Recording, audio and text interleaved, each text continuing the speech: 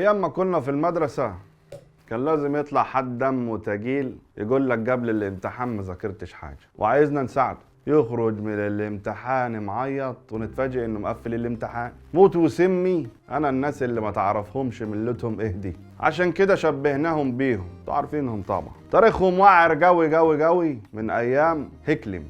انتوا عارفينه. الموضوع ابتدى من كره الزعيم هيكلم للسكلم. عارفين مين هم اللي قاعدين بيرازوا في جيراننا؟ عشان امه ماتت على يد دكتور سكلم، حمار ما يفهمش حاجه مع كامل الاحترام يعني. والموضوع اثر على نفسيته جامد. وكمان كانوا مبهدلين سمعه المانيا بالمخدرات وقله الادب وموجعين اقتصادها، وكانوا بيشتروا لوح هيكلم اللي بيرسمها ورخصوا التراب ويبيعوها بالملايين. ما هم سكلم بقى. فعمك هيكلم كان مستحلف لهم، واول ما بقى رئيس المانيا دور الضرب في السكالمه وعينك ما تشوف الا النور، وعمل لهم محرجه مات فيها اكتر من تلتين السكالمه اللي في اوروبا، عشان كان شايف ان السكالمه ما يستاهلوش تعيش اصلا. والشهاده لله الراجل كان عنده حق، بس مش عارف انا ما كملش جميله ليه وخلصنا منهم كلهم. بس ده كوم، واللي عمله ملك انجلترا كوم تاني. الراجل ساب حاله ومحتاله وطلع قرار بطردهم كيف الكلاب من بلده،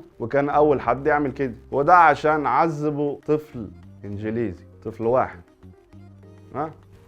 مهم الملك روجهم على الاخر ونقلهم من الغني للفقير، وبقيت كل ما تشوف واحد منيهم لابس بندانه صفرة تعرف انه اتعلم عليه وخد الواجب بزياده. وبعدها طردهم خالص وجلدته شويه دول اوروبيه تانية بحيث ان ما يبقوش عارفين يقعدوا في حته. فاصلا هم كانوا مضطهدين من العالم كله وما كانش في حد طايقهم، وده عشان هم ولا ليهم اصل ولا عهد ولا مله ولا يتعاشروا اساسا وبيعجبوش من وراهم غير الخراب. اذا كان اللي ما يتسمى هرتزل الراجل النمساوي مؤسس الحركه الصهيونيه جه وحاول يعمل لهم بيت بعد ما اتطردوا من الدنيا كلها، وقال لك اللي هيحصل في السكالمه دي حرام وما يرضيش ربنا.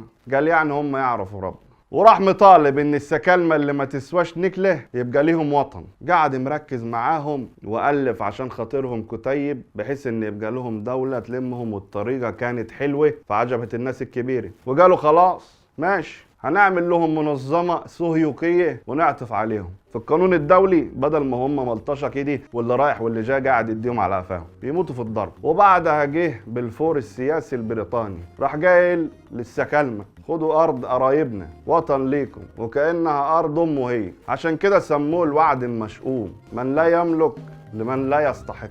دخلوها معيطين وعينيهم في الارض ومش لاقين اللضا يا عيني، قطر يشيلكوا وتمسكنوا لحد ما تمكنوا. فبعد ما كانوا مش لاقين حته تلمهم ومجرد ضيوف على الارض، العين بقت بكحه قد كده، وعملوا زي جارك الرزل اللي كل يوم يجي يستلف منك حاجه ويقول لك هيرجعها لك وما يرجعهاش، لحد ما بيتك بقى فاضي وسمى بيتك بيتي. وبمنتهى الرزاله اللي في الدنيا بقت الارض ارضهم، واصل حرام هنعمل ايه مالهمش ارض، والارض دي هي اللي مكتوبه لهم. بداوا يشموا نفسهم ويسموا اماكن على مزاجهم. قال يعني بيصنعوا التاريخ. ناقص كمان يقولوا لك احنا اللي بنينا الاهرامات. وناقص ليه؟ ما هم هيقولوا فعلا، والحاجات دي عمرها اكبر اساسا من اكبر واحد اتولد فيهم، وبقوا يصدروا للعالم كله ان ده حقهم المنتظر والمكتوب. وعشان كده علموا عيالكم ما يصدقوش اي حاجه تتقال من اللي ما يتسموش دول، عشان هم عايزين يحرفوا التاريخ زي ما حرفوا التوراة على مزاجهم وبيقولوا ان ده كلام ربنا استغفر الله. وخليك دايما عارف اصلهم عشان تحكي لعيالك ومحدش يضحك عليهم. ربنا ياخدهم ويريحنا منهم. قفل الواد.